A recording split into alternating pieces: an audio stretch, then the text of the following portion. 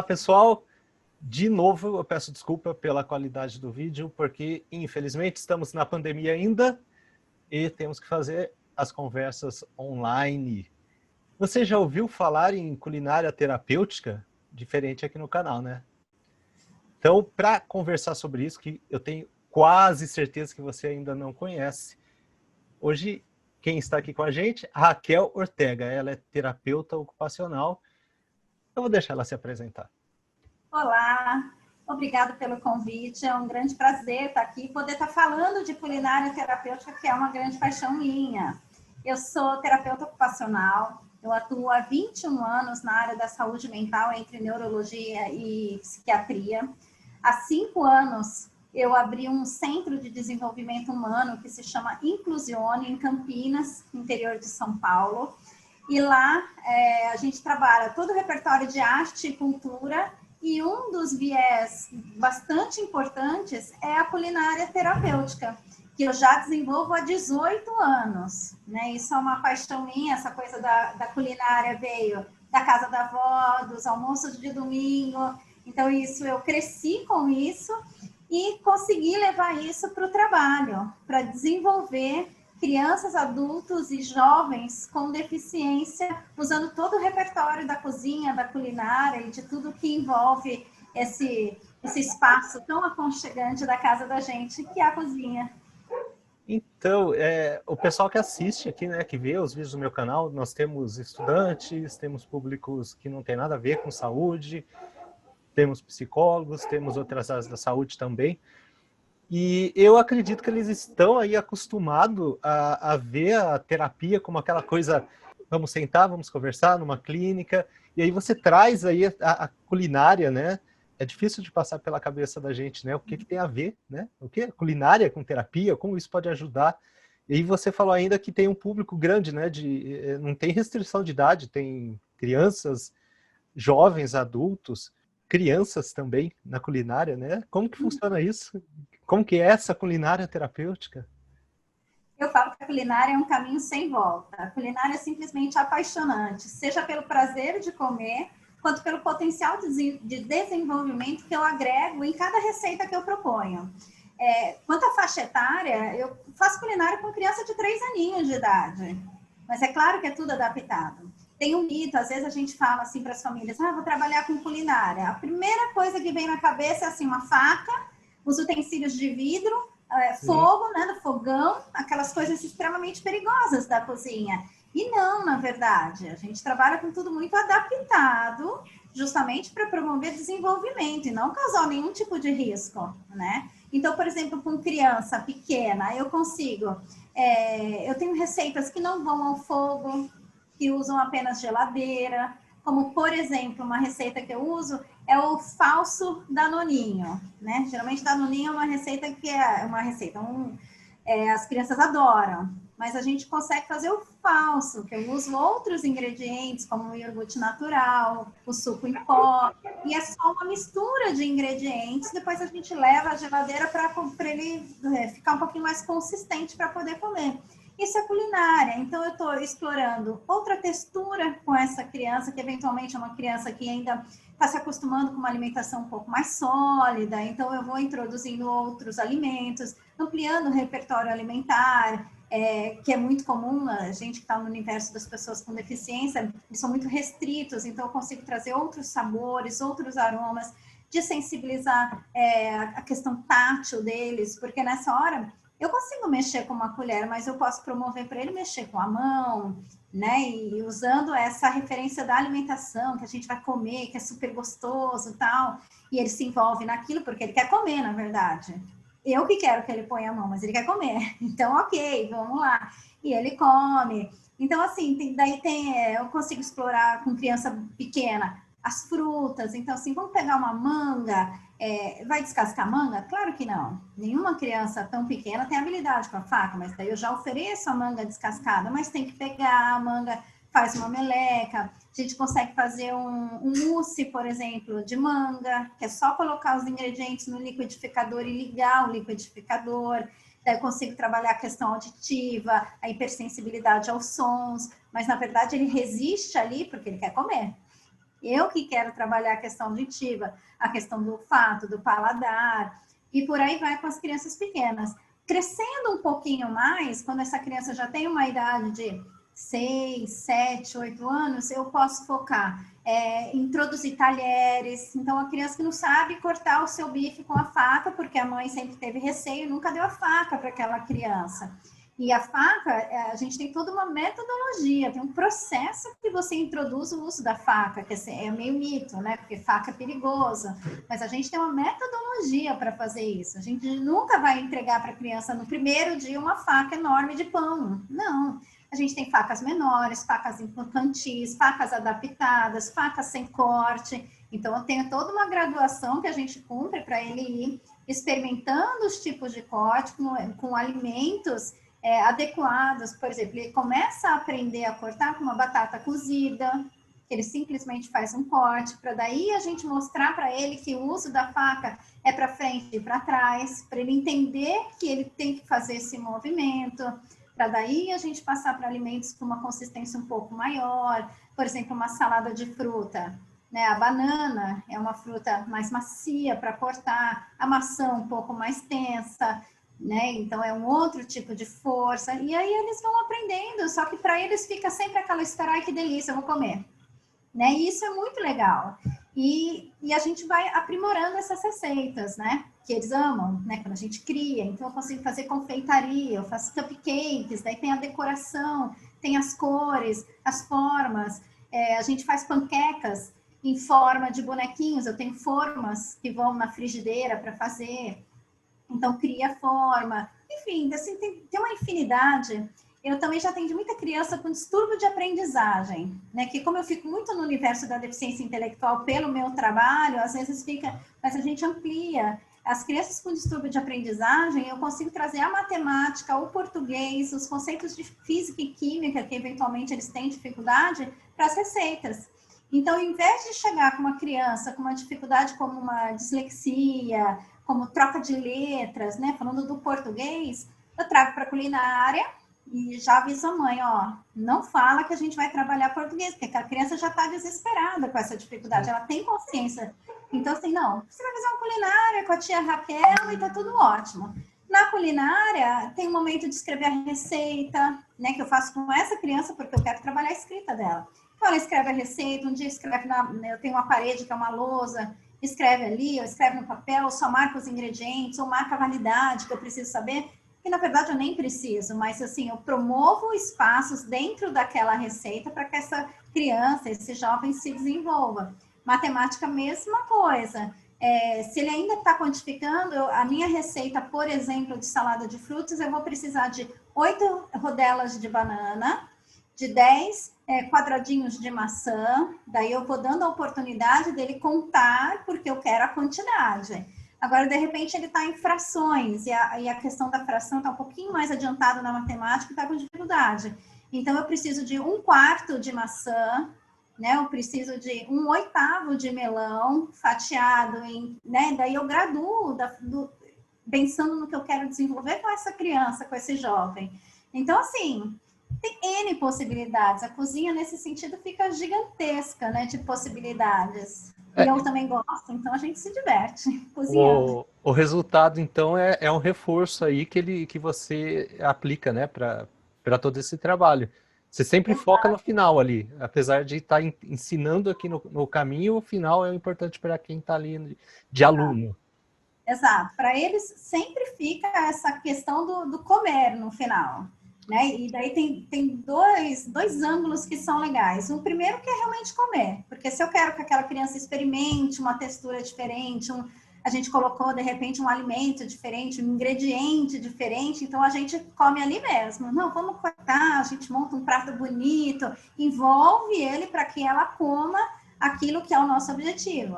Agora, de repente, eu estou numa receita com um jovem que não tem essa questão do experimentar, mas tem uma questão emocional, tal. O que eu faço? Em vez de comer ali, a gente prepara a receita e ele leva para casa. Chegando lá, ao invés dele ser cuidado, a gente coloca ele numa outra postura.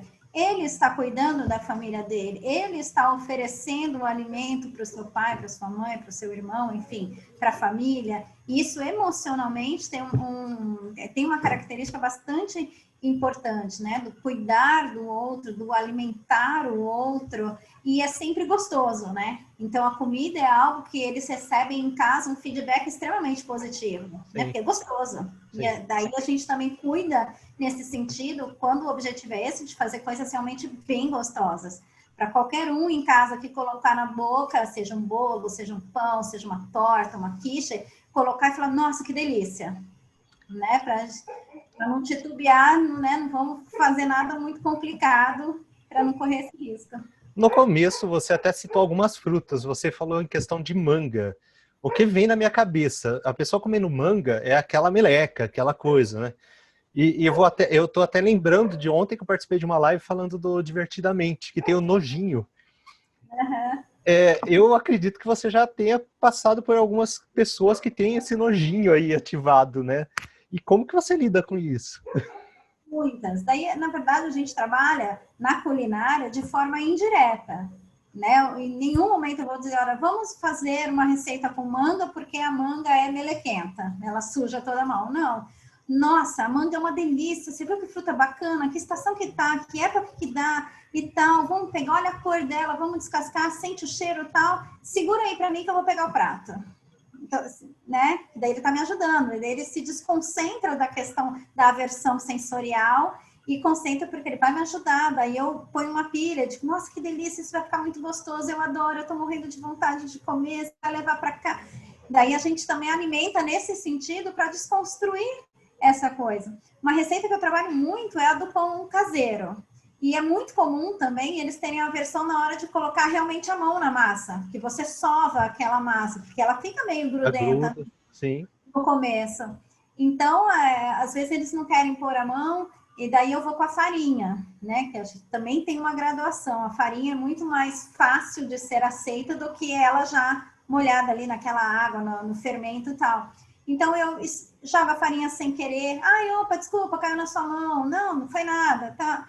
E assim, daí vou jogando ali a farinha, vou promovendo uma sujeira a mais, que nem seria necessário, mas para provocar esses momentos de desenvolvimento deles, para provocar realmente essas possibilidades, para eles verem que está tudo bem.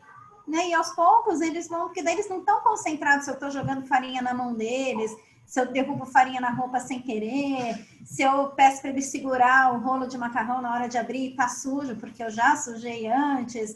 Eles estão concentrados que aquilo vai virar um pão.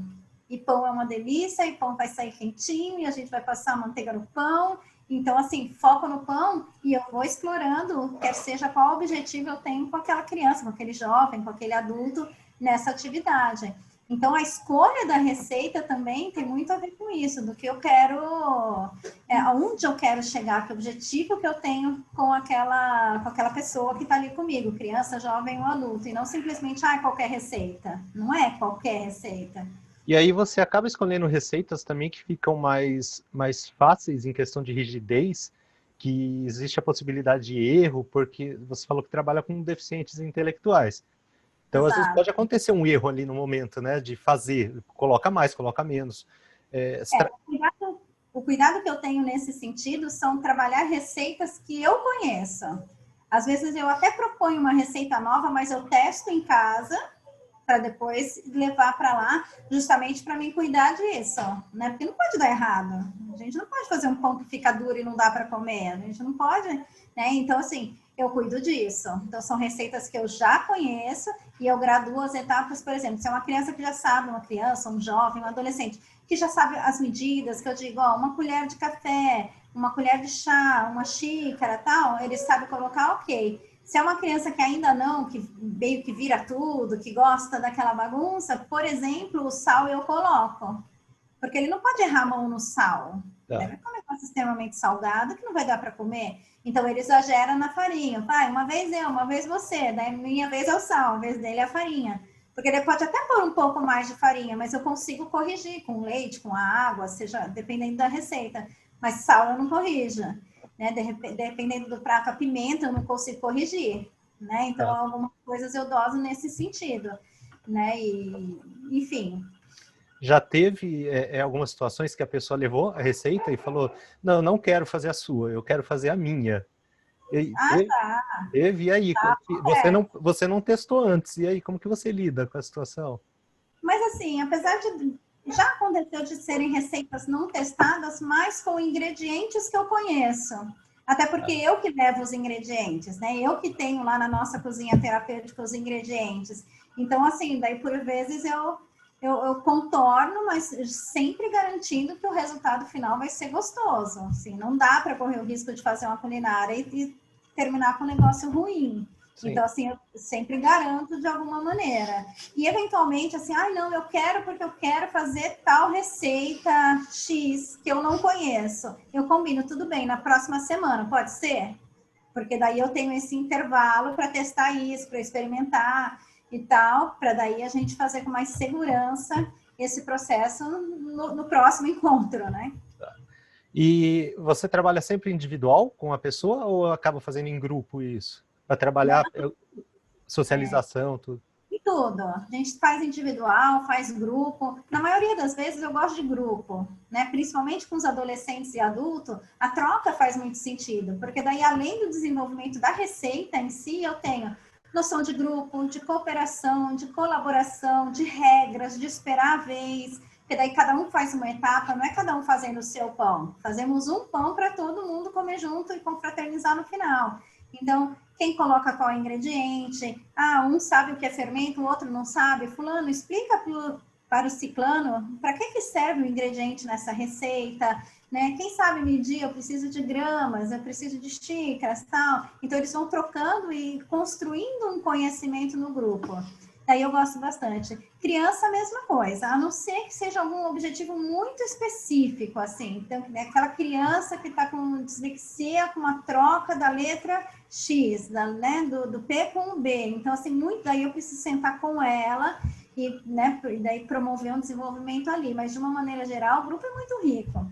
Agora, na pandemia, que está individual, né? Agora está tudo individualizado por esse momento que a gente está vivendo. Os grupos estão todos suspensos. E você falou que trabalha bastante com deficiência intelectual. Mas tudo que você está me trazendo, até na questão de socialização, eu vejo que dá para trabalhar também com, principalmente adolescentes, que não conseguem, né, essa comunicação um com o outro, que está muito comum agora. E crianças mesmo, que não tenham essa deficiência intelectual e precisam dessa essa coisa a mais do que aquela coisa chata de escola, que realmente as crianças não gostam, né? Então é um leque muito grande que você conseguiria trabalhar. Sim, sim. A possibilidade, assim, na verdade, é um trabalho que não é para pessoas com deficiência. É um trabalho, culinária terapêutica é para pessoas, para o desenvolvimento humano. Nos grupos de criança, eu tenho crianças sem deficiência. E elas se beneficiam muito, elas gostam. Porque geralmente em casa, a cozinha é um ambiente proibido, né? Por conta, voltando lá no começo, porque tem o fogo, porque tem o vidro, porque tem a faca. Então, geralmente, e quando não, na verdade, a gente tem que explorar. Principalmente agora na pandemia, que está todo mundo dentro de casa, então fazer desses momentos de almoço, de lanche da tarde, de jantar, uns momentos de construção, momentos de desenvolvimento, momentos de interrelacionamento familiar, é muito rico. Terceira idade tem? Tem, e adoro, mas daí já vem a receita pronta, né? Porque daí tem aquela coisa, não, eu que sei. Essa receita eu sempre fiz assim, não vá mexer nela, porque é receita de família. Tal. Daí tem um viés muito mais emocional do que de desenvolvimento, né? É a questão da memória, a questão de repertório, mas é legal poder voltar esse tempo, assim, essa questão emocional de refazer esses pratos, multiplicar essa receita, né? Então a gente pede para que eles contem essa receita para os jovens, para outras pessoas. Então essa sensação de eu estou agregando, eu estou, né, me desenvolvendo e deixando o meu legado, né? É muito legal. Vocês chegaram a fazer alguma festa, assim, fizeram vários pratos, várias comidas e vamos todos nos reunir aqui para comer comida de todo mundo. Vocês chegam a fazer isso? Fazemos. É muito bacana também. A gente tem alguns momentos de festas, tínhamos até o ano passado, passando a pandemia voltaremos, por exemplo, promovo lá na Inclusione mesmo o baile do Havaí. Então, eu tenho pratos típicos. Então, o que é o baile do Havaí? Da onde é tradicionalmente essa festa? De que época do ano? Quais são as frutas típicas de lá? Quais são as típicas do Brasil? Quais que estão na época agora, na estação? A gente faz, daí consigo fazer vários pratos com frutas diferentes para este baile do Havaí. E lá, em tempo real, a gente faz os coquetéis com groselha, água com gás, e aqueles copos bonitos, e eles vão aprendendo e fazendo e curtindo a festa. Fazemos também, por exemplo, Halloween, mesma coisa. Onde vem a cultura do Halloween, de que país que é, por que tem para o Brasil, tal, e o que se come. Daí a gente cria, na verdade, né? De fazer os dentinhos no hambúrguer, no cachorro quente, de fazer pizza, o melão que você recorta e deixa a semente para fora, fica parecendo uma boca aberta, as abóboras desenhadas, e isso é uma festa. Isso daí cada um cuida de uma etapa, né? De que não dá para todo mundo fazer tudo, então cada um cuida de um pouquinho, e depois a gente termina todo mundo junto, vira sempre balada, com luz, som, iluminação, tal. Então dá para agregar bastante nesse sentido também. E da onde que veio essa vontade de trabalhar com comida? Porque quando a gente fala em terapeuta ocupacional, né, as pessoas imaginam muitas coisas, menos culinária. Na verdade, talvez seja um gosto meu, assim, né? Porque na terapia ocupacional, o que a gente aprende? Que a atividade é o nosso recurso terapêutico. Só que eles não nos limitam em qual atividade. A gente fica sempre no tradicional de atividade, assim, jogos, né? E por que não, né? Eu já venho de um caminho de arte e cultura, então eu entendo teatro, música, dança, artes plásticas, tudo isso são possibilidades e a gente tem tudo lá na Inclusione. E a culinária também, e a culinária é tão rica, tem tanta coisa. Hoje eu faço muito mais culinária do que qualquer outra coisa na Inclusione, pela possibilidade que ela me dá de desenvolvimento. Então, talvez seja um gosto meu, um olhar meu, e assim, é meu caminho, assim, meu canto é lá na cozinha, e eles adoram também, é sempre dia da culinária, coisas diferentes. E uma coisa legal também é das famílias pensarem e repensarem, que às vezes a gente fala assim, culinária, precisa de uma receita, preciso parar para fazer. Não, às vezes culinária é ele preparar o suco. Né? Às vezes a gente vai lá longe que precisa ter, eu não comprei ingrediente, eu não tenho, eu não sei uma receita, eu não sei cozinhar, tem algumas mães que não sabem, assim, não são muito hábeis na cozinha. Não tem problema, fazer o suco é uma culinária terapêutica. Quantos ml vão ali? É 1 litro? É ou não é? É menos? É mais? Ele sabe mensurar em garrafas diferentes? Ele sabe misturar? É um suco em pó? É um suco natural? Fazer a salada, tem que cortar o tomate, tem que cortar a cebola, lavar o alface, tem que lavar com qualidade para não vir nenhum bichinho ali naquela comida, então vai folha por folha. Cortar a couve, pratica muito o uso da faca na couve. Mas eu já compro a couve cortadinha bem fininha no varejão. Não, compra a couve inteira, porque daí você está promovendo esse momento, esse espaço de desenvolvimento.